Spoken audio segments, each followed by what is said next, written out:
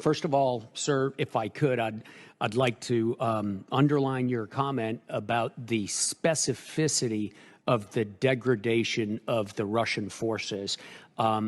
Much of the Russian military has not been affected negatively by this conflict. One of those forces is their undersea forces.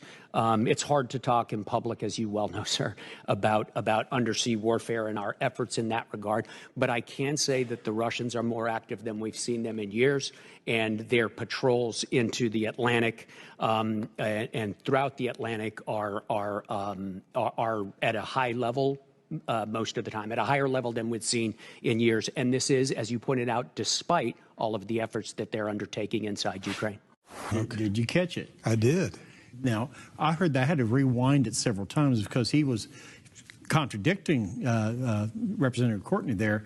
And because Courtney assumed, well, we've been knocking the Russians back on their hind ends. And I know, but the New York Times and the Washington Post and CNN and Fox and the the London Times and Telegraph in London and the Daily Mail and the BBC and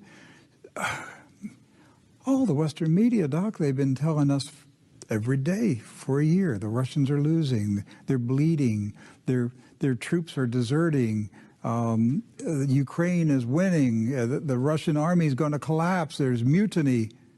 It's all a lie, isn't it? Yes, and you heard that from the commander of the region. I mean, it's a lie. It's propaganda. It's all propaganda. The Russians are winning. Yes. And the only reason the Ukrainians are still there is that the Western nations have spent hundreds of billions of dollars collectively to prop up a corrupt government run by Zelensky, who is stealing unknown amounts of money, he and his generals. And if we didn't prop them up, they would have been wiped out a year ago.